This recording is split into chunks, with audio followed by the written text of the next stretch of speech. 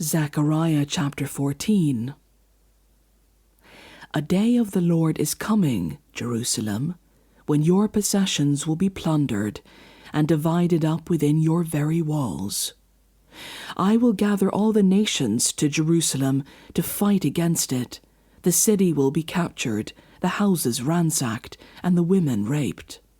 Half of the city will go into exile, but the rest of the people will not be taken from the city.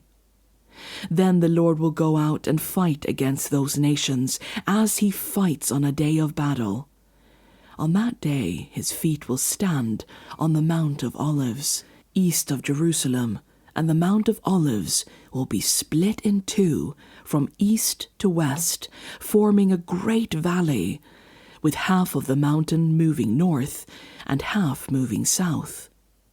You will flee by my mountain valley, for it will extend to Azel. You will flee as you fled from the earthquake in the days of Uzziah, king of Judah. Then the Lord my God will come, and all the holy ones with him.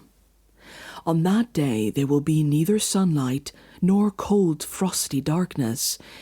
It will be a unique day, a day known only to the Lord, with no distinction between day and night. When evening comes, there will be light. On that day, living water will flow out from Jerusalem, half of it east to the Dead Sea, and half of it west to the Mediterranean Sea, in summer and in winter.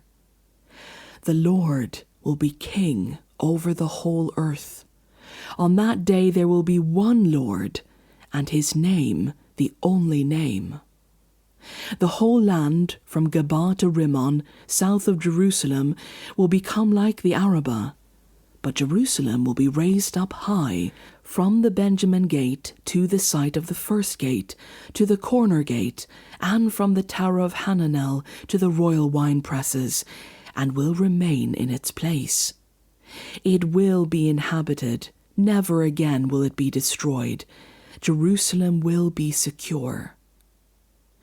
This is the plague with which the Lord will strike all the nations that fought against Jerusalem. Their flesh will rot while they are still standing on their feet. Their eyes will rot in their sockets, and their tongues will rot in their mouths. On that day people will be stricken by the Lord with great panic. They will seize each other by the hand and attack one another. Judah too will fight at Jerusalem. The wealth of all the surrounding nations will be collected, great quantities of gold and silver and clothing. A similar plague will strike the horses and mules, the camels and donkeys, and all the animals in those camps.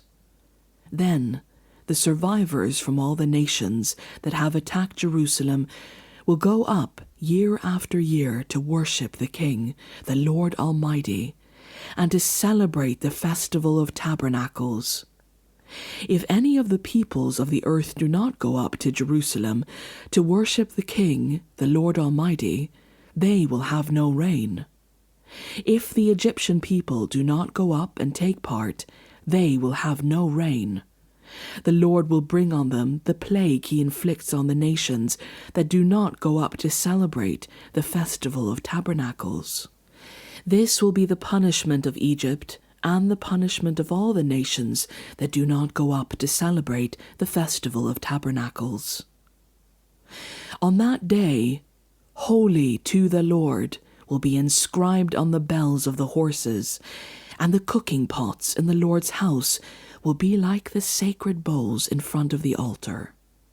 Every pot in Jerusalem and Judah will be holy to the Lord Almighty, and all who come to sacrifice will take some of the pots and cook in them. And on that day there will no longer be a merchant in the house of the Lord Almighty.